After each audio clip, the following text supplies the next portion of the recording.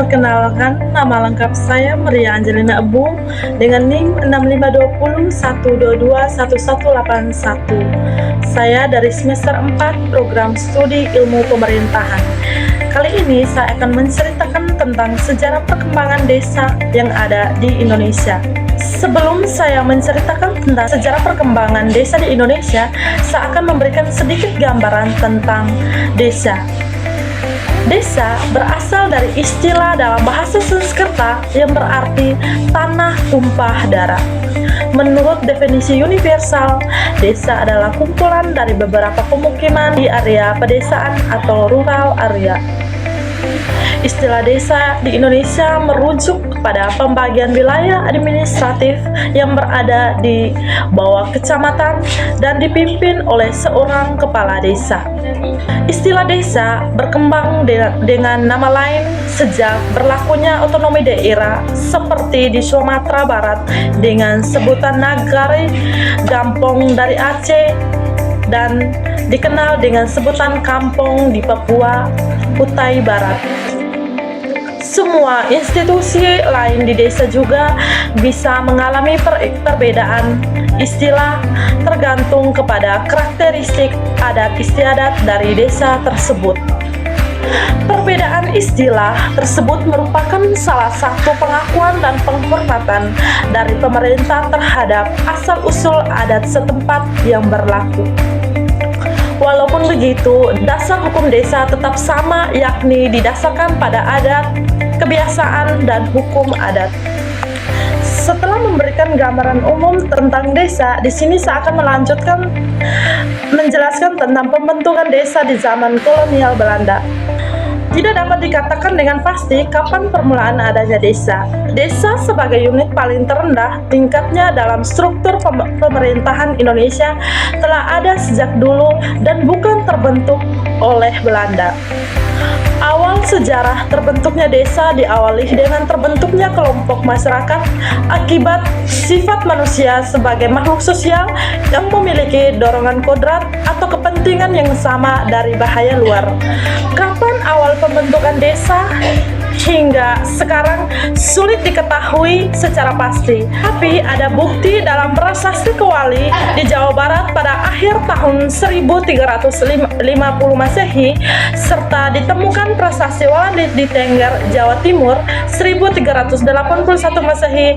Desa sudah ada jauh sebelum penjajahan Belanda di Indonesia, di mana penyelenggaraannya didasarkan pada hukum adat. Setelah Belanda menjajah Indonesia dan membentuk undang-undang pemerintahan di Hindia Belanda, maka desa juga diberi kedudukan hukum. Untuk menjabarkan maksud dari peraturan perundangan tersebut, Belanda kemudian mengeluarkan Indelings Gemeente Ordonnance yang berlaku untuk Jawa dan Madura. Menurut Tigo, ada 3 unsur penting dari sejarah terbentuknya desa, yaitu kepala desa, pamong desa, dan rapat desa. Kepala desa adalah penguasa tunggal pemerintahan desa, menyelenggarakan urusan rumah tangga desa dan urusan yang berhubungan dengan pemerintahan dan harus memperhatikan tugasnya. Kepala desa dibantu oleh pamong desa yang berbeda sebutannya antara satu daerah dengan daerah yang lain. Kepala desa perlu tunduk pada rapat desa untuk hal-hal yang penting. Sekarang kita masuk dalam pembentukan desa di zaman penjajahan Jepang. Masa penjajahan Jepang di Indonesia yang singkat tidak membawa banyak perubahan dalam struktur dan sistem pemerintahan di Indonesia, termasuk untuk struktur dalam sejarah terbentuknya desa. Secara umum, pemerintahan Jepang menghapuskan demokrasi dalam pemerintahan daerah. Pada prinsipnya, ego serta peraturan lainnya tetap berlaku dan tidak ada perubahan, sehingga desa tetap ada dan tetap berjalan sesuai peraturan yang ada sebelumnya. Struktur desa di Indonesia sesuai dengan Peraturan Pemerintahan Nomor 72 Tahun 2005 mengenai desa, bahwa desa adalah kesatuan masyarakat hukum yang memiliki batas wilayah yang berwenang untuk mengatur dan mengurus kepentingan masyarakat. didasarkan pada asal-usul dan adat istiadat setempat yang diakui dalam sistem pemerintahan Republik Indonesia.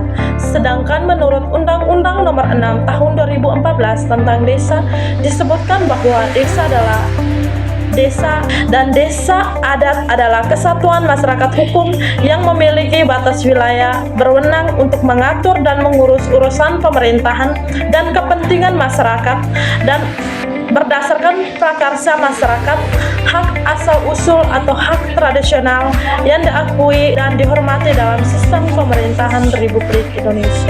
Kewenangan yang dimiliki desa adalah yang pertama, menyelenggarakan urusan pemerintah yang sudah ada yang didasarkan pada hak asal-usul desa.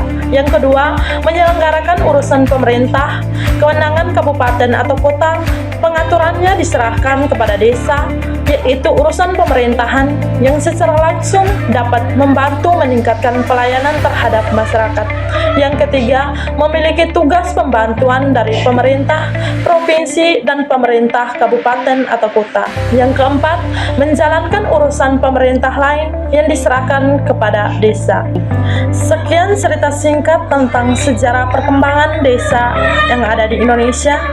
Mohon maaf jika ada kesalahan dalam pengucapan kata atau kalimat, dan semoga bermanfaat. Sekian dan terima kasih. See you next time.